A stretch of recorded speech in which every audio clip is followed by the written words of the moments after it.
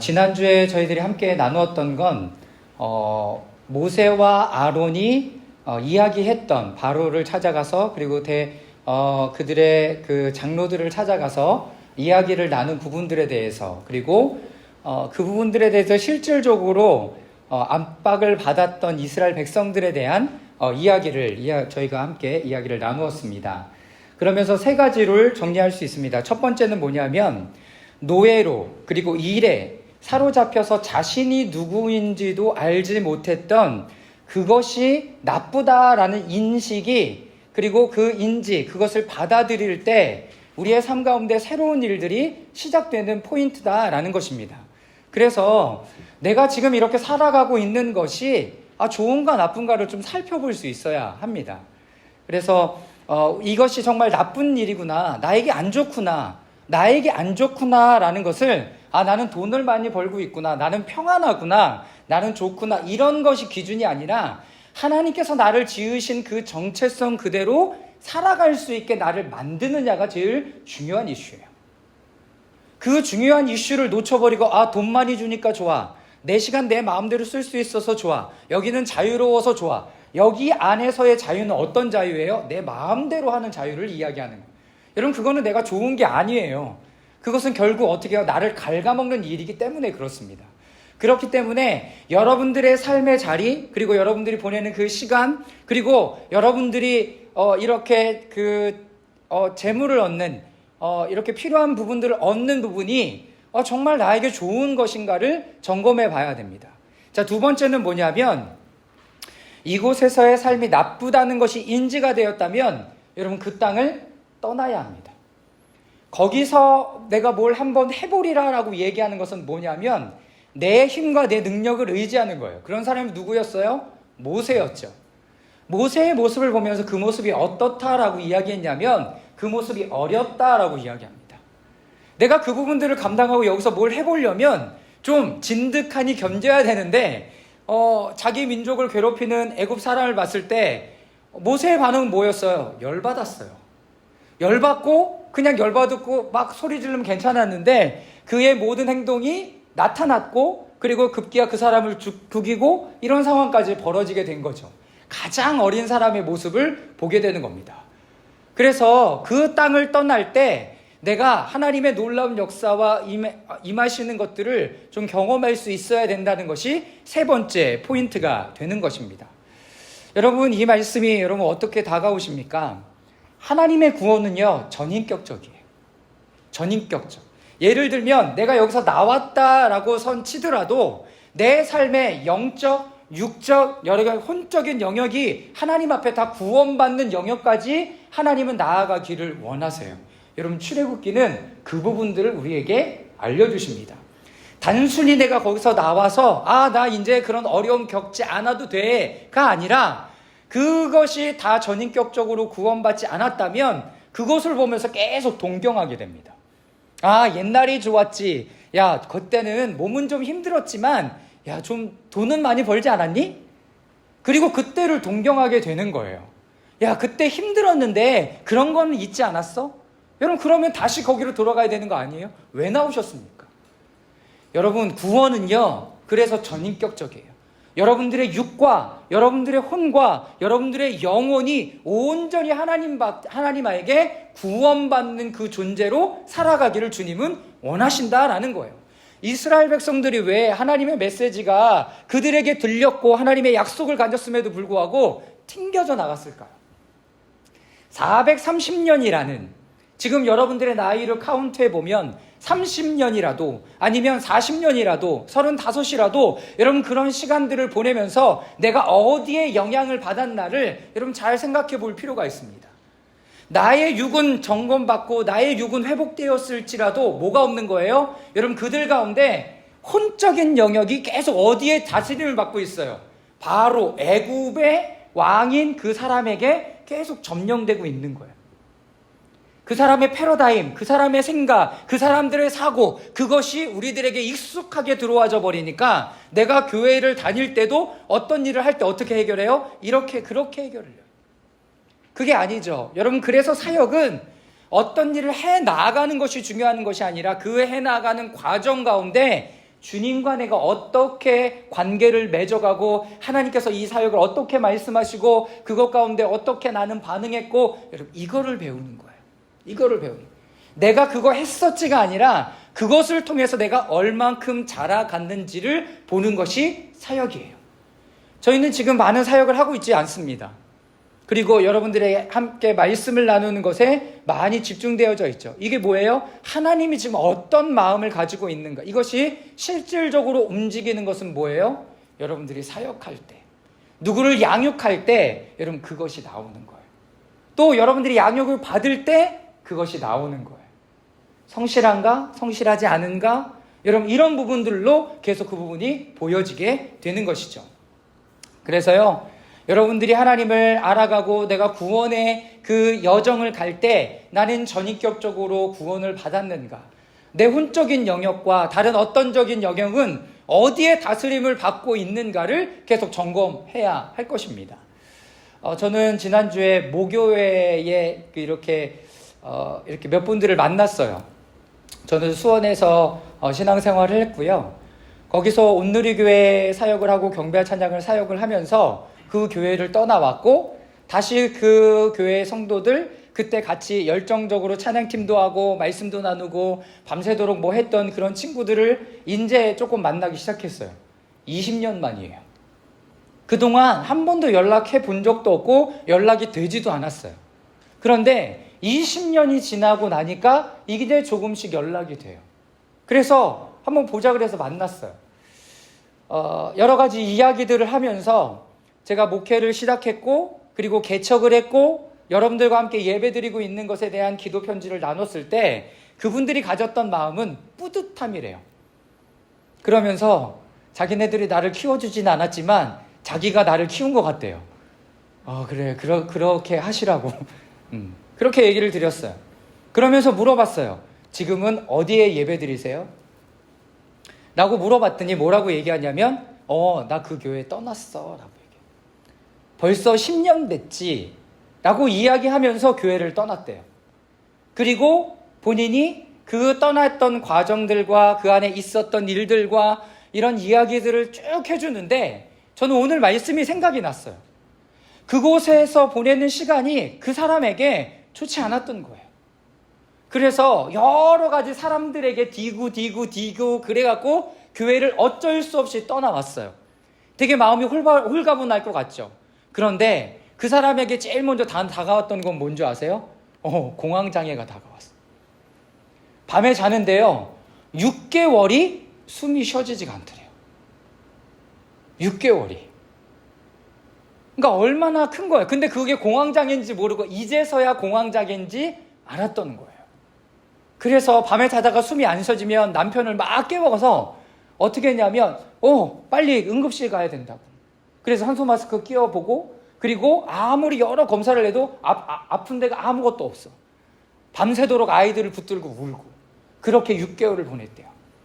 그러면서 교회를 찾아서 한 교회로 옮겼는데 거기서 첫 번째 목사님이 하셨던 메시지가 뭐냐면 신앙생활은 사람을 보는 게 아니라 하나님을 보고 하는 거다라는 마음에 팍 꽂혔대요. 그러니까 그 전까지는 자기가 누구를 봤냐면 사람들을 보고 있었던 거죠. 어떤 사람? 여러분, 제가 다녔던 교회는요, 가족 중심의 교회예요.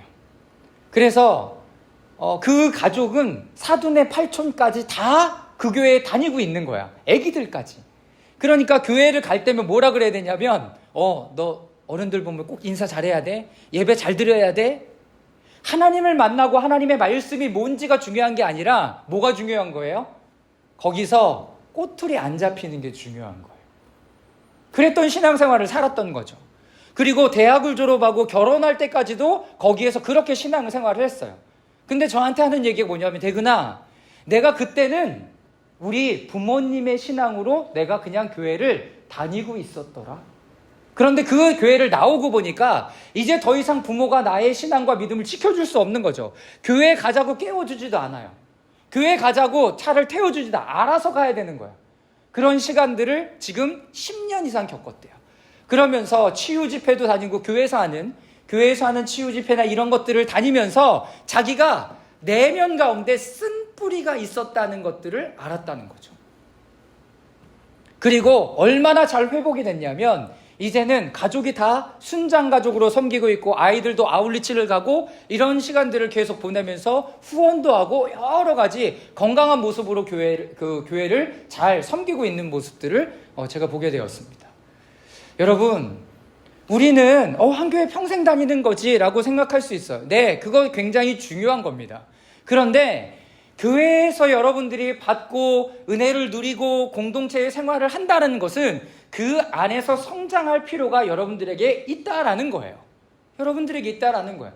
여러분, 그러려면 여러분들이 가지고 있는 가장 중요한 마음은 뭐냐면 공동체성이에요. 내가 이 공동체 안에서 사랑을 나누고 그랬을 때 성장하고 자라는 거지, 여러분 내가 계속 받고만 있는다고 내가 성장하고 자라는 게 아니에요. 내가 알아요, 내가 그거 알아요 라고 말할 수 있죠. 근데 그게 아는 게 아니에요. 어떻게 해야 될까요?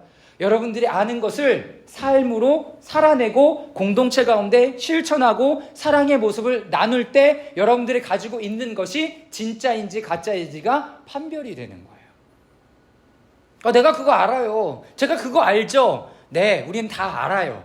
그런데 삶으로 잘 안 될 뿐이죠. 이게 한국교회의 골질적인 질병 중에 하나예요. 그러면서 변화가 없죠.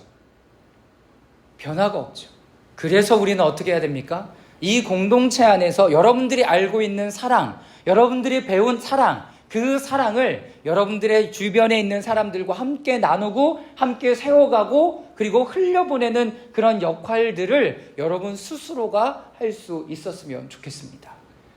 여러분, 그래서 그 안에서 나와서 새로운 삶을 시작하는 거죠. 얼마나 저도 되게 감사한 마음이 있었어요. 제가 가장 걱정이고 그분들을 만날 때마다 계속 안 좋은 피드백을 들으니까 형이 와서 조금 여기 도와줬으면 좋겠어 라는 이야기들을 수도 없이 들어요. 그러면서 제가 할 수 없죠. 그런데 그분은 교회를 떠나서 안타까운 마음은 있지만 새로운 교회에 잘 정착했고 자기가 잘 성장하고 있는 모습을 저에게 잘 이야기를 나누어줬어요. 여러분, 그게 중요합니다. 저하고 교제하고 안 하고가 중요한 게 아니라 여러분들의 삶의 자리에서 잘 자라가고 있는가, 하나님 안에 성령의 9가지 열매들을 잘 맺어가고 있는가. 그게 아니라면 여러분들의 삶 가운데, 여러분들의 주변에 있는 사람들의 삶 가운데 그것이 아니라면 여러분들의 이 메시지를 여러분들의 입으로 오늘 여러분들이 모세가 되어서 나누어야 되는지도 모릅니다. 나쁜 그 이야기 가운데 좋은 하나님이 있어. 그 하나님의 이야기는 너를 거기서 나오게 할 뿐만 아니라 정신적인, 혼적인, 육적인, 영적인 부분들까지도 하나님은 너를 구원해 내시고 새로운 삶으로 인도해 내시기를 원하는 것. 여러분, 이것이 지난주에 우리들이 함께 나누었던 메시지입니다. 그 이후에 모세는 하나님 앞에 호소합니다. 하나님, 왜 하나님은 가만히 계십니까? 왜 하나님 아무런 일도 하지 않으십니까? 라고 5장 마지막 절 22절과 23절에 이야기를 합니다. 자, 그러면서 오늘 말씀을 통해서 또 하나님이 주신 말씀들을 함께 나누고자 합니다. 자, 오늘 하나님의 방법은 모세에게 하나님의 이름을 알려주십니다. 하나님의 이름을 알려주시네. 이게 어떤 뜻인지 여러분 잘 생각해보는 오늘 이 주일 예배가 될 수 있었으면 좋겠습니다. 자, 1절부터 5절까지의 말씀을 우리 다 같이 한번 읽어보도록 하겠습니다. 함께 읽겠습니다. 시작. 주님께서 모세에게 말씀하셨다. 끊임없이 그는 강한 손에 밀려서 그들을 내버려 낼 것이다. 강한 손에 밀려서야 그들을 이 땅에서 내쫓아시게 할 것이다. 하나님이 모세에게 이렇게 말씀하셨다. 나는 주다. 나는 아브라함과 이삭과 야곱에게 분명한 하나님으로 나타났으나 그들에게 나의 이름을 여호와로 남기지 않았다. 나는 또 그들이 한동안 나그네로 몸부쳐 살던 가나안 땅을 그들에게 주기로 그들과 언약을 세웠는데 이제 나는 이집트 사람의 종으로 부리는 이집트 사람들 신음소리를 들었고 내가 세운 언약을 기억한다. 네, 자, 여기에서는요 무슨 얘기가 나오냐면 하나님의 이름에 대한 이야기가 나옵니다. 우리가 창세기를 이렇게 강해로 보지는 않았지만 창세기에는 한 가지 이름이 나와요. 어떤 이름이 나와요? 엘로힘이라는 하나님의 이름이 나와요. 이 엘로힘 하나님은 어떤 하나님이냐면 이 모든 전 세계를 창조하신 하나님, 능력의 하나님이다라고 얘기할 때 엘로힘 하나님이다라고 이야기를 해요. 하나님의 이름은 중요합니다.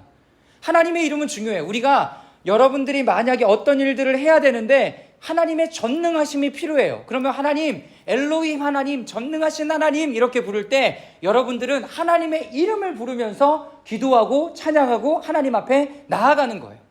하나님의 이름을 알아야죠. 전쟁에 나갈 때 이스라엘 백성들은 어떻게 했냐면 여호와 니시라고 얘기했어요. 그럼 뭐예요? 그 여호와 니시라는 것은 깃발이라는 거예요. 니시. 그래서 이 깃발을 들고 승전가를 외치면서 나아가는 거죠. 왜요? 이스라엘 백성들이 광야에서 나오고 모든 가나안 족속들을 다 멸할 때 그들 주변에 있는 사람들이 이미 간담이 서늘해졌다라고 얘기해요. 이미 이렇게 항복할 마음이 있었다라고 얘기합니다. 왜냐하면 이미 소문을 다 들었기 때문에 그래요. 나는 그냥 하나님을 의지하여 하나님과 함께 거기를 지나가고 중요하게 가지고 있어야 되는 건 뭐야? 깃발이에요. 깃발을 세우고 나아가면 사람들이 다 이스라엘의 하나님이다, 전능하신 하나님이다, 여호와 니시 깃발이신 하나님이다 라고 얘기하면 사람들이 다 그냥 항복해. 여러분들의 삶 가운데 그런 적이 있습니까? 하나님이래 라고 얘기하니까 모든 상황이 정리되는 상황. 제 교회 다닌 친구래 라고 얘기할 때 모든 상황이 정리되는 상황. 여러분, 그 하나님이 바로 여호와 니시, 승리를 주시는 하나님이신 거예요. 여러분, 그 하나님의 이름을 여러분들이 알고 있어야 필요할 때 구하고 하나님의 도움을 요청할 수가 있습니다. 여러분, 또 어떤 하나님이 있어요? 여호와 이레, 예비하시는 하나님이 있는 거예요. 창세기 15장에 창세기 21장에 아브라함이 하나님 앞에 자기 아들 이삭을 바치러 올라가요. 그랬을 때 하나님께서 뭐라 그러시냐면 내 독자 이삭을 바치라 하고 할 때 아브라함이 그 이삭을 실질로 잡으려고 그들의 칼을 들었어요. 내리 꽂으려고 할 때 하나님이 아브라함아, 아브라함아, 그를 막으시면서 뭐라고 얘기해요? 내가 이미 다 준비해 두었다라고 이야기합니다. 그 아들 살려주어라 라고 얘기했을 때 고개를 들어보니 숲을 가운데 뿔이 걸려져 있는 순양 한 마리를 보게 됩니다. 이게 뭐예요? 예비하신 하나님이다라는 거예요. 그래서 나의 삶 가운데 하나님의 말씀에 순종하며 나아갈 때 뭐가 있으면 안 되냐? 페이크가 있으면 안 돼. 가짜가 있으면 안 돼. 내가 요 정도 하면 하나님 이만큼 채워주시겠지. 아니요. 하나님에게는 페이크가 먹히지 않는 분이에요. 아브라함의 마음 어떤 마음이었어요? 하나님 말씀해 주셨기 때문에 내가 자기 아들 이삭을 바칠 마음이 하나님의 그의 마음 가운데 있었고, 히브리서에는 아브라함의 마음을 뭐라 그럽니까? 하나님께서 그를 다시 살려낼 것을 믿었기 때문에 그렇게 나아갈 수 있었다라고 그의 믿음이 어떤 믿음인지를 증명해내고 있습니다. 여러분, 하나님 또 어떤 하나님이에요? 여호와 이레, 준비하시는 하나님이신 거예요. 준비하시는 하나님. 내가 하나님의 말씀에 순종하는 것이 중요하죠. 순종함으로 하나님 앞에 나아갔을 때 하나님은 미리 예배해 두신 것들이 있는 거예요. 그런데 내가 하나님 말씀하시지도 않았는데 막 나가면서 하나님 예비하심이 있겠지라고 얘기하는 건 뭐예요? 자기 확신이죠. 여러분, 그건 믿음이 아니에요. 그건 믿음이 아니에요. 자기 확신이죠. 미신일 수도 있어요. 내가 이만큼 했으니까. 그럼 우리 가운데 필요한 건 뭐예요? 확신이죠. 하나님의 말씀에 내가 순종했으니 하나님께서 분명하게 이루실 것을 믿고 나아가는 것이 확신이에요. 하나님 말씀하시지도 않았는데 그거 하고 하나님 도와주신다며요. 내가 언제 그랬냐? 여러분, 이렇게 말씀하실 수도 있어요. 그렇기 때문에 우리가 하나님의 이름을 아는 것은 굉장히 중요한 부분입니다. 그래서 우리의 삶의 중요한 포인트 중에 하나는 뭐냐면 우리의 삶에 수없이 많이 일어나는 그 문제들의 답을 찾는 게 아니에요. 우리가 지금 욥기를 읽고 있는데 욥이 지금 수없이 답을 찾고 있어요. 하나님, 내가 이렇게 나갔는데 왜 이렇습니까? 친구들도 이런 것 때문에 그럴 거야. 수도 없이 그 이야기를 주고받는 가운데 마지막 장으로 넘어가면 하나님이 뭘 나타내십니까? 나는 이 모든 세계를 창조하신 전능한 하나님이다 라고 이야기를 하면서 누구를 나타내요? 하나님을 드러내요. 하나님을 드러낸다고. 그러니까 고난의 목적은 하나님을 알게 하는 거예요. 답을 찾는 게 아니에요. 여러분, 내 삶에 왜 이런 일이 일어났을까? 과거에 왜 이런 일들이 나에게 일어났을까? 여러분, 답을 찾고 싶습니까? 여러분, 그 답 못 찾아요. 죄송하지만.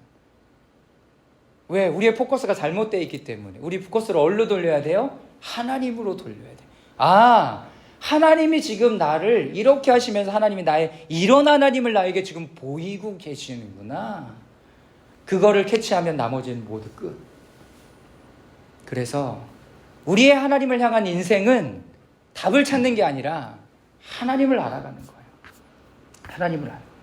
그래서 여러분들의 삶에 하나님이 어떤 모습으로 찾아오고 다가오시는지를 찾는 여러분 되시기를 주님의 이름으로 축원합니다. 자, 첫 번째, 바로는 하나님께서 바로에게 하시는 일을 보게 될 것이다 라고 오늘 말씀하십니다. 1절의 말씀이죠. 1절의 말씀. 하나님은요, 계속 일목요연하게 그가 하시고자 하는 일들을 이야기해요. 그게 뭐예요? 이스라엘 백성들을 내보낼 것이다 라고 하나님께서 말씀하세요. 자, 그런데 오늘 6장 1절부터 9절까지 여러분, 나는 주다 라는 얘기가 몇 번 나오는 줄 아십니까? 9절 가운데 10번이 나와요. 누가 하겠다는 거예요? 하나님께서 하시겠다는 거예요. 하나님께서. 내가 주체자가 아니에요. 내가 하나님의 말씀을 듣고 순종하지만 내가 주체자가 아니라 누가 일할 것이다? 하나님께서 일할 거니까 모세, 아론 한번 봐 라고 하나님 말씀하신다는 거예요. 그러니까 내가 그 말씀에 순종할 때는 뭐가 필요한 거예요? 겸손한 마음으로 하나님 말씀하십시오 하는 그 마음이 필요한 거지, 하나님 왜 안 해주십니까? 이건 뭡니까? 라고 따질 필요가 있어요, 없어요? 여러분, 따질 필요가 없어요. 따져서도 안 돼요. 왜? 하나님께서 하신다는데 왜 자기가 난리예요? 자, 두 번째, 새로운 하나님의 이름을 알리십니다. 그 이름이 여호와입니다. 서두에 말씀드렸던 것처럼 엘로힘, 전능한 하나님은 어떤 하나님이냐? 절대적인 힘과 권위를 지니신 하나님이심으로써 나타내시는 거룩한 호칭이에요. 엘로힘 하나님, 처음에 드러났던 이름이 엘로힘 하나님이에요. 자, 역대상 18장 31절 말씀 다 같이 읽어보도록 하겠습니다. 시작. 병거 지휘관들이 여호사밧을 보고 저자가 이스라엘 왕이다 하며 그와 싸우려고 달려들었다. 여호사밧이 기겁하여 소리를 쳤다. 주님께서 그를 도우셨다. 하나님께서 그들에게서 떠나가게 하신 것이다. 주님께서 그를 도우셨다. 하나님께서라고 얘기할 때 엘로힘 하나님의 전능하신 하나님이 지금 여기에 나타나고 계시다라고 이야기를 하고 있는 겁니다. 그러니까요, 영어 성경에나 원어 성경에 보면 이런 데는 뭘로 쓰여요? 엘로힘 하나님으로 썼어요. 그런데 우리말 성경, 우리 한글 성경에는 모두 다 뭘로 써요? 하나님으로 써놨어요. 그러니까 어떤 하나님인지 잘 몰라. 그래서 영어를 보거나 원어 성경을 볼 때는 이게 엘로힘 하나님, 전능한 하나님이라고 지금 이야기를 하고 있는 거구나 라고 얘기할 때 천지를 창조하신 하나님. 여러분, 이 이미지가 나의 어떤 삶 가운데 박혀져 버리게 되는 거죠. 자, 창세기 2장 4절 말씀 함께 읽겠습니다. 시작. 하늘과 땅을 창조하실 때의 일은 이러하다. 하나님이 땅과 하늘을 만드실 때. 자, 그럼 여기 주 하나님이 라고 얘기할 때 이 하나님은 어떤 하나님? 어떤 하나님? 그래, 엘로힘 하나님. 엘로힘 하나님이 되는 거예요. 전능한 하나님이 되는 거예요. 네. 그러니까 이 세상을 만드셨다. 하나님이 지금 통치하신다 라고 얘기할 때 엘로힘 하나님이구나 여러분들이 알고 있으면 돼요. 네, 그리고 여러분들 삶에 적용하시면 되겠죠. 두 번째, 3장 14절에 나와 있는 하나님의 이름 지난번에 들었죠. 왜냐하면 이 말씀은 나는 스스로 있는 하나님이다 라고 이야기하죠. I am. 이 하나님은 어떤 하나님이요? 상황과 환경에 적용되거나 누구의 도움이 필요 없고 나 홀로 존재하는 하나님이다 라는 거예요. 누구의 도움이 필요 없어. 누구의 도움이 필요한 건 뭐예요? 우상이에요. 우상이라고요. 나 스스로의 존재 자체, 그리고 하나님께서는 여러분들이 그 하나님을 믿음으로 말미암아 여러분들의 존재 자체가 어떻게 세워지기를 원하냐면 다른 어떤 것으로 여러분들이 규정되지 않기를 바라는 거예요. 내가 돈이 많음으로, 내가 돈이 없음으로, 내가 가난함으로, 내가 부모님이 뭐 이렇게 훌륭하거나 훌륭하지 않거나 이걸로 나의 존재 자체가 정리되는 게 아니라 내가 하나님의 아들, 딸로 그대로 내가 정리되는 나, 이거를 이야기하는 거예요. 제가 지난주에 유퀴즈 이렇게 그 대목을 봤어요. 거기에서는 아이돌 문화의 어떤 부분들을 이렇게 크리에이터 하는 사람이 나왔더라고요. 그러니까 그 우리나라의 아이돌 문화를 선도하는 대기업에 함께 일했던 사람이에요. 그런데 자기가 너무나 자기 거를 해보고 싶으니까 저처럼 개척을 한 거예요. 네, 새로운 삶의 영역들을 막 개척하며 나가는 거죠. 그런데 사람들이 기준을 딱 두는 게 뭐냐면 너가 성공한 거를 보여주려면 이거를 가져야 돼 라고 얘기하더래요. 여러분, 그게 뭘까요? 그게 뭘까요? 그 사람들이, 세상 사람들이 성공했다라는 것의 기준을 가지려면 뭘 가지고 얘기를 할까요?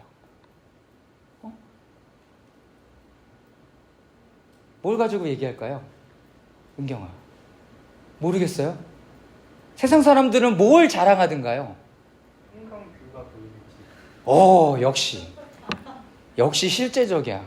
한강 뷰가 보이는 집. 근데 회사를 하는 사람이니까 한강 뷰가 보이는 사옥. 이야, 그래서 한강 뷰가 보이는 사옥을 준비를 했어.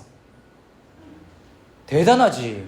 그래서 자기에게 뭐 이렇게 그 제일 좋은 층을 주는 게 아니라, 사장에게 제일 좋은 층을 주는 게 아니라 모든 사람이 그걸 다 공유하는 걸로 전면을 다, 사면을 다 뭘로 만들어? 유리로 만들었어. 얼마나 좋아. 그런 데서 일하고 싶죠. 장소도 자기의 자리에 의자가 자기의 자리가 없어. 그냥 패스트 5처럼 아무 데나 앉는 것이 자기의 자리야. 얼마나 좋아. 여러분, 근데 너무나 좋은데 그거의 모티브가 어디서부터 시작됐어요? 성공했다는 것을 증명하기 위해서 그 사옥을 준비한 거예요. 여러분, 어떻게 생각하세요? 어떻게 생각하세요? 내가 지금 잘하고 있어 라는 표현을, 여러분, 지금 하코 형제가 얘기했던 것처럼 한강뷰가 보이는 집을 구함으로 나는 최고의 목적이 그거가 될 수 있어요. 그 사람은 그게 최고의 목적이었던 거죠. 그런데 자기 존재를 증명하면 증명할수록 높은 벽에 부딪힌대요. 높은 벽에 부딪힌대요. 나는 그 사람의 이야기가 조금 이해가 안 됐어요. 자기가 하고 싶은 것을 하기 위해서 거기서 나왔는데, 자기가 자기를 증명해 보이기 위해서 다른 사람들의 얘기를 듣고 그거에 대한 것들을 계속 가져가고 있었다는 거. 그래서 그 사람에게 필요한 건 뭐라고 자기가 스스로 정리하냐면, 이거를 하기 위해서 책임감이라는 것이 필요했다라고 얘기하더라고요. 여러분, 한 사람이 얼마큼 책임을 질 수 있을까요? 얼마큼 책임을 질 수 있을까요? 30층 되는 그 30층짜리 사옥을 전면 유리로 만들어서 그거를 월세를 감당하고 임대료를 감당하는 만큼의 책임감? 그리고 나에게 계속 다가오는 그 벽들을 넘어야 되는 것에 대한 내가 해야 된다는 그 책임감? 여러분, 그거는 내가 스스로 뭐가 되어 있는 거예요? 신이 되어 있는 거예요. 너무나 안타까웠습니다.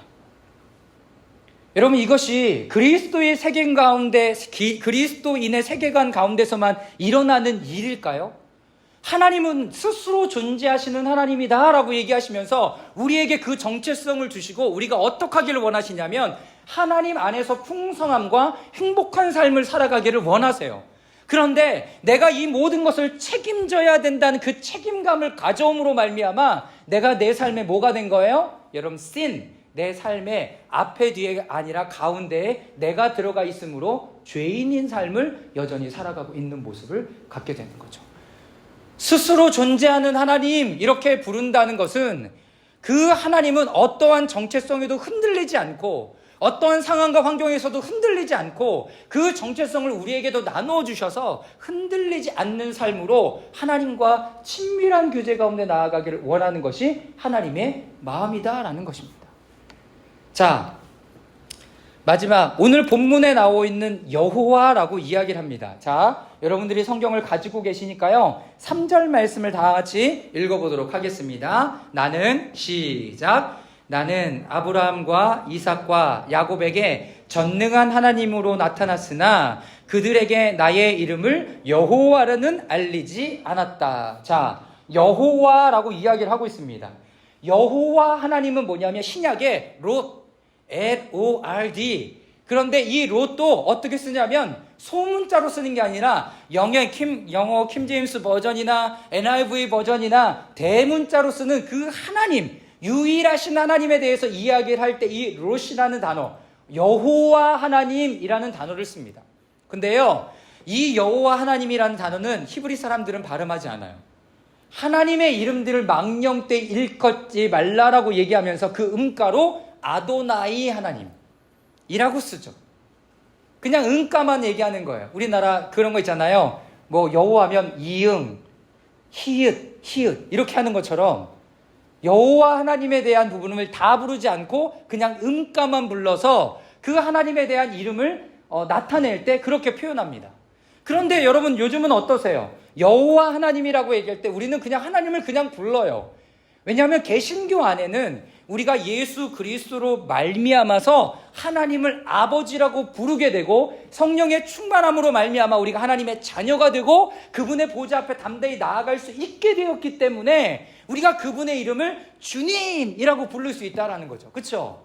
그 주님은 뭐냐면 전능한 하나님도 아니고요, 스스로 존재하는 하나님도 아니고요, 이 하나님은 어떠한 하나님이냐면 하나님이 약속하신 것을 스스로 이루실 하나님, 권능 있는 행동으로 이루시는 하나님이다라고 얘기해요. 다시 말해서 신실하신 하나님의 이름의 어원이 될 수도 있습니다. 하나님이 약속하신 것을 신실하게 권능으로 그분의 힘으로 온전히 이루어낼 하나님이라고 할 때 여호와 하나님이다라고 이야기를 하는 거예요. 그러니까 여러분들이 하나님의 어떤 약속을 가지고 있을 때 하나님께서 그것을 이루어내고 완성시켰다라고 얘기하면 어떤 하나님이라고 얘기할 수 있어요? 여호와 하나님이다라고 이야기를 하죠. 여호와 하나님. 전능한 하나님은 이 모든 것을 창조하신 하나님, 그리고 모세에게 나타났던 하나님은 스스로 존재하시는 하나님, 우상의 하나님이 아니죠. 왜? 애굽의 사회는 어떤 사회였어요? 우상의 사회였잖아요.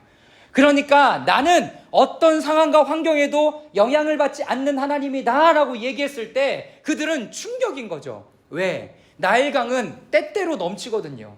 어떤 때가 되면 넘쳐. 그래서 나일강이 신이야. 그 신에게 제사를 드리거나 어떻게 하면 나일강이 적절하게 넘쳐서 비옥한 토양을 만들어주기도 했으니까. 그러면 거기에 곡물을 심고 많은 어떤 것을 얻어낼 수 있으니까 그들의 신은 뭐예요? 다 다산의 신이에요. 그런데 우리 하나님은 그런 것에 좌지우지 되지 않는 하나님이다 라고 이야기를 하는 거죠. 충격인 거예요. 여러분들은 아무렇지도 않죠. 근데 이 얘기를 들으면 충격이 될 거예요. 오늘 리프레임 사이트에서 이번 주에 함께 기도해야 될 내용들을 보내줬습니다. 제가 이 이야기를 읽고 충격이다라고 생각했어요. 이번에 또 엠벙방과 같은 사건이 일어난 거 아시죠? 네. 그런데 이번에는 더 지능적이야. 얘네들이 방을 그냥 해놓고 계속 거기 올리고 내리고 그런 게 아니라 방을 폐쇄했다가 새로 만들고 폐쇄했다가 새로 만들고 지능적이 되는 거죠. 여러분, 사단은 지능적이에요. 굉장히 지능적이에요. 그런데 제가 이 부분을 보고 좀 충격이었어요. 자, 사건의 주범인 L, 가칭, 주도한 성착취 방식은 피해자의 몸에 뭘 새겼는 줄 알아요? 주인님이라고 새겼대요. 여러분, 아무렇지도 않아요. 이 롯이라고 얘기하는 이 단어는요, 나의 주님입니다라는 표현이에요. 그러니까 내 몸에다가 이 주님이 나의 주인님 이렇게 써놓고 영상을 이렇게 찍어서 그 사람에게 올려서 보내는 거죠. 여러분, 여러분들이 우리 하나님을 그렇게 가볍게 알면 누가 이런 걸 갖다 쓰는 거예요? 이 음란하고 타락한 세대들이 하나님의 이름을 가져다가 자기네들 마음대로 가져다 쓰는 거예요. 이 착취의 대상이 됐던 여인은 그럼 어떻게 한 건가요? 자기의 어떤 것이 드러날까봐 그 사람이 나의 주인이다라고 얘기하면서 그가 해달라는 것을 모두 다 하고 있는 거예요. 모티브는 똑같죠. 하나님, 나의 주님, 나의 모든 것이 되시는 그 하나님이다 라고 고백했을 때 우리의 삶을 그렇게 하나님 앞에 고백해요. 근데 이것을 누가 갖다 써요? 네, 음란하고 타락하고 범죄자들이 갖다 씀으로 말미암아 여러분 하나님의 이름이 더럽혀지는 거예요. 하나님의 이름을 부르지 않는 게 거룩한 게 아니라 이렇게 더럽게 갖다 쓰는 것이 하나님의 이름을 더럽히는 거라는 거예요. 여러분, 여러분들의 주인은 누구십니까? 여러분들의 주인은 누구세요? 그래서 도마가 얘기하잖아요. 나는 못 봤으니까 그 하나님을 믿을 수 없어 라고 얘기해요. 내가 그분의 몸에 창자국에 손을 넣어보지 않고는 그 하나님을 믿을 수 없어. 그런데 그 하나님이 진짜 나타났고 그 창자국에 손을 넣어보고 뭐라고 고백합니까? 나의 주, 나의 하나님이여 라고 고백합니다. 하나님을 만난다는 것은 그래서 여러분들의 삶의 전인격을, 여러분들의 혼과 영과 육을 누구에게? 하나님 앞에 올려드리고 모두 다 주님 앞에 내어드리는 삶이 시작된 거예요. 누구에게? 우리 하나님에게. 여러분들이 두려움이 있고 여러분들이 걱정이 있고 근심이 있다 그래서 하나님이 아닌 다른 것에 여러분들의 주인을 삼아버리면 이런 일들이 벌어지는 거예요. 이 여자가 잘못했다는 게 아니라 여러분, 우리도 다른 어떤 것에 주인이라고 고백하는 돈에 아니면 권력의 높은 자리에 심지어 나에게 나의 주인의 자리를 내어준다면 어떻게 될 수 있다는 거예요? 우리는 계속 거기에 끌려가는 삶을 살아갈 수밖에 없다는 걸 이야기합니다. 사랑하는 여러분, 하나님의 이름에 이렇게 엄청난 일들이 부여되고 있다. 엄청난 의미들이 부여되고 있다는 거예요. 오늘 걱정하고 근심하고 두려워하는 이스라엘 백성들에게 하나님은 내가 다 해줄게 걱정하지 마라고 얘기하는 대신 나는 여호와 하나님이다 라고 이야기를 하면서 하나님께서 스스로 이 모든 것들을 이루어낼 것에 대해서 분명하게 이야기를 하십니다. 자, 출애굽기 9장 6절 말씀 다 같이 한번 읽어보도록 하겠습니다. 자, 출애굽기 9장 16절 말씀이에요. 시작. 너에게 나의 능력을 보여주어 온 세상에 나의 이름을 널리 알리려고 내가 너를 남겨두었다. 여러분, 제가 이렇게 가로쳐서 써놨는데요. 여러분들이 헷갈릴까봐 모세 아니야? 라고 얘기하지만 여기에 대상은 바로예요. 바로가 뭐라고 얘기했습니까? 모세와 아론이 가서 내 백성을 내놓으라. 우리 하나님 이스라엘의 하나님이 얘기했습니다. 그랬더니 나는 하나님 모르는데 네가 뭔데 내가 거기에 순종해야 되냐? 라고 얘기했어요. 비꼬는 저. 그랬더니 하나님께서 10가지 재앙을 통해서 그에게 하나님의 하나님 되심을 알려주시기를 원하셨고 분명히 알려주셨죠. 어떻게 해서 하나님을 인정하고 떠납니까? 그의 장자가 죽었을 때. 그의 장자가 죽었을 때. 왜 우리는 그때서야 깨달을까요?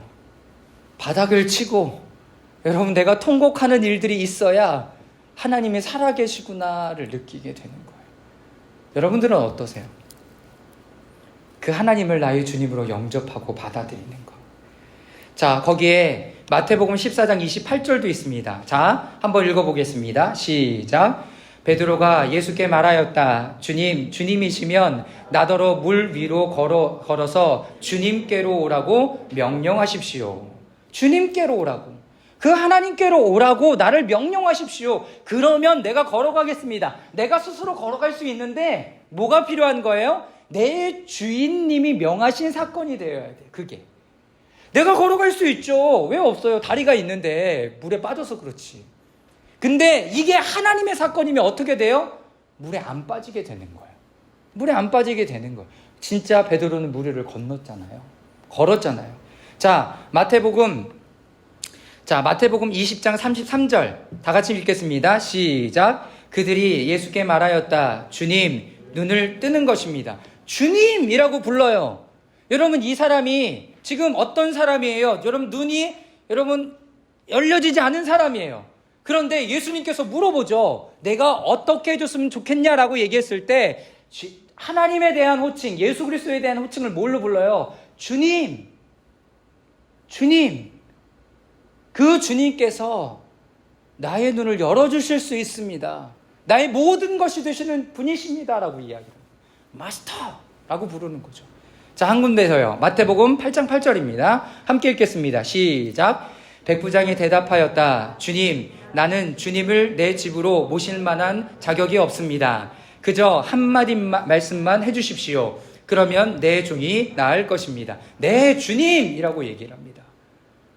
백부장이에요. 예수님을 믿는 사람이 아니라 그냥 그 100명 중에 리더를 맡은 그 사람이었어요. 이방인의 수장이었어요. 그 사람이 주님께 와서 내 종을 고쳐주십시오라고 얘기했을 때 내가 그럼 너희 집으로 가겠다라고 얘기했더니 이 사람의 호칭이 바뀐 거죠. 주님, 괜찮습니다. 우리 집에 모실 자격이 없습니다. 저도 어떤 사람이에요? 주인께서 명령하면 하고 가라 그러면 가고 오라 그러면 오는 사람입니다. 그러니 주님께서 말씀하시면 그 병이 나을 거니 말씀만 해주십시오라고 해요. 여러분, 이것이 바로 우리의 모습이 될 수 있기를 주님의 이름으로 축원합니다. 내가 하면 되지가 아니라 하나님께서 뭐라고 말씀하시기를 원하신다는 거예요. 하나님께서 나에게 뭐라고 말씀하셨는지. 여러분, 그래서 주님이라는 단어는요, 마태복음의 43번, 마가복음의 11번, 누가복음의 77번, 요한복음의 41회가 사용됐어요. 여러분, 많은 사람들이 그 예수 그리스도를 보고 뭐라고 영접합니까? 주님이라고 영접하고 받아들이는 사건이 지금 있었다라는 것을 분명하게 이야기해 주시는 거죠. 사랑하는 여러분, 여러분들이 예수 그리스도를 향한 그 호칭이 주님이라고 고백할 수 있기를 주님의 이름으로 축원합니다. 여러분, 그래서 구약에 아도나이 하나님, 나의 주 나의 하나님, 여호와 하나님이 바로 이 같은 의미를 가지고 있는 단어다라고 이야기를 하고 있는 것입니다. 자, 마지막 세 번째. 자, 하나님은 계속해서 자신의 언약을 이루실 것입니다. 하나님의 이름이 어떤 하나님의 전능하신 그 능력으로 신실하게 그들에게 약속한 것을 이루어낼 하나님이다라고 얘기하니까 하나님이 내가 걱정하지 마. 내 하나님의 이름으로 내가 스스로 그들을 건져낼 거야 라고 이야기를 하고 있는 겁니다. 자, 마지막 두 번째. 하나님의 말씀이 이후의 말씀부터 굉장히 명확해지고 있다라는 것을 우리는 볼 수 있습니다. 자, 6절부터 9절까지 말씀을 저와 여러분들이 한 절씩 교독하며 읽도록 하겠습니다. 6절입니다. 그러므로 너는 이스라엘 자손에게 말하여라. 나는 주다. 나는 이집트 사람들이 너희를 강제로 부리지 못하게 거기에서 너희를 이끌어내고 그 종살이에서 너희를 건지고 나의 팔을 펴서 큰 심판을 내리며 너희를 구하여 내겠다.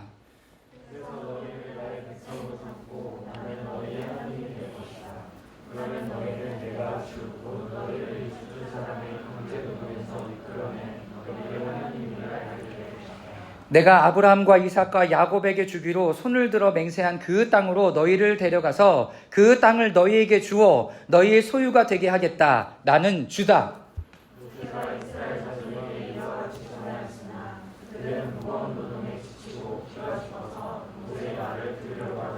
네, 여러분, 제가 이 말씀을 준비하면서 깨달은 건 뭐냐면 하나님과 대화하면 대화할수록 하나님의 메시지가 여러분 구체적이 됩니다. 하나님의 메시지가 구체적이 돼요. 처음에 출애굽기 3장 7절에서 10절까지 이스라엘 백성들을 내가 이끌어내겠다라고 얘기할 때는 이끌어낼 거야 라고 얘기하셨지만 그 다음에 하나님께서 뭐라고 얘기하냐면 나의 백성, 자 거기에 3장 7절 그리고 6장 6절을 이렇게 써놓은 데를 한번 제가 읽어보겠습니다. 강제로 부리지 못하게 해 거기에서 너희를 이끌어내고 그 종살이에서 너희를 건지고 심판을 내리고 너희를 구하여 내겠다. 하나님이 그냥 거기서 데리고 나온다 라고 얘기했는데 6장 6절에는 구원의 표현이 좀 더 구체적으로 나와 있죠. 구체적으로. 자, 6장 8절 말씀에도 이렇게 이야기합니다. 내가 아브라함과 이삭과 야곱에게 주기로 손을 들어 맹세한 그 땅으로 너희를 데리고 가서 그 땅을 너희에게 주여 너희의 소유가 되게 하겠다. 하나님께서 약속의 땅에 그냥 보내겠다 하는 얘기를 어떻게 구체적으로 표현하냐면 그 땅으로 너희를 데려가서 어떻게 할 거다? 너희에게 주고 더 큰 건 뭐예요? 너희의 소유가 되게 하겠다라고 이야기를 합니다. 하나님의 땅 아닌가? 근데 하나님의 소유가 되게 하겠대요.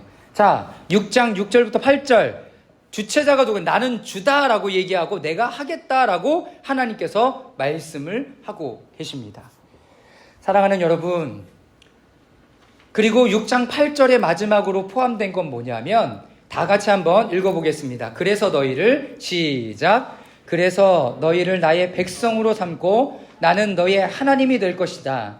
그러면 너희는 내가 주 곧 너희를 이집트 사람의 강제 노동에서 이끌어낸 너희 하나님임을 알게 될 것이다. 아멘. 여러분, 마지막으로 하나님께서 오늘 던지시는 것은, 우리에게 주시는 것은 우리가 하나님의 백성이 될 것에 대한 분명한 이야기를 합니다. 종이 아니에요. 나의 주님이라고 부르지만 그 주님에 대한 정체성이 하나님의 백성으로 새로워져서 우리가 이제는 그 하나님의 백성으로 이 땅을 살아가게 우리를 인도해 낼 것이다 라고 이야기를 하는 거예요. 그냥 하나님을 주님, 나의 모든 것을 이루어내는 주님뿐만 아니라 하나님의 백성으로 이 땅을 살아갈 때 주체자가 되는 거죠. 하나님의 아들, 딸로의 주체자. 하나님의 아들, 딸로의 주체자. 베드로전서 2장 9절만 말씀 읽겠습니다. 시작. 그러나 여러분은 택하심을 받은 족속이요 왕과 같은 제사장들이요 거룩한 민족이요 하나님의 소유가 된 백성입니다. 그래서 여러분을 어둠에서 불러내어 자기의 놀라운 빛 가운데로 인도하신 분의 업적을 여러분이 선포하는 것입니다. 여러분들이 하나님의 백성이 된다라는 것은 그냥 구원만 얻어서 제가 이런 삶을 살기를 원합니다, 행복하고 즐겁고 그런 게 아니라 하나님께서는 이 아름다운 덕을 많은 사람에게 알리는 그 삶. 근데요, 재밌는 것은 여러분들이 하나님과의 그 친밀함, 나의 주님으로 받아들이고 인정해드리고 나의 삶을 그렇게 드릴 때 사람들은 어떻게 해요? 질문을 가지고 던져와요. 질문을 가지고 어떻게 이렇게 하는 거야? 넌 왜 이렇게 해? 이 질문을 받을 수 있어야 돼요. 이 질문을. 또 어떻게 이렇게 해? 그게 가능한 일이야? 그리스도인들은 가능한 일이죠. 그래서 그 삶을 살아갈 때 여러분 당당해야 돼요. 당당해야 됩니다. 나의 주님이라고 불렀을 때 여러분들의 몸가짐과 마음가짐과 생각을 보시라는 거죠. 예배는요, 종교 행위를 하는 것이 아니라 그 안에 하나님과 친밀한 교제를 나누며 나아가는 거예요. 오늘 하나님이 이런 하나님이라고 나에게 말씀하시는구나. 내가 하나님의 이름을 경홀히 여겼는데 그러면 안 되겠구나. 여러분, 이단이 뭘 가져갔어요? 여호와의 하나님의 이름을 가져갔어요. 그리고 여러분, 전 세계에서 승승장구하고 부자예요. 그리고 많은 사람들이 그거를 보고 하나님이 채우셨구나라고 생각을 한다고요. 여러분, 제가 이스라엘 갔을 때 이렇게 성전에 올라가면 줄을 쫙 서 있어야 돼요. 올라가는데 외국 사람이 있는 거야. 그래서 어디서 왔냐고 그랬더니 저기 남미에서 왔대요. 성지순례로 온 거죠. 정말 훌륭하지 않아? 근데 너희 종교가 뭐냐? 그래서 나는 프로테스탄트 개신교다 라고 얘기했더니 자기는 여호와 위트니스래. 그래서 여호와 위트니스? 번역해보니까 여호와의 증인? 헐, 말 섞지 말걸.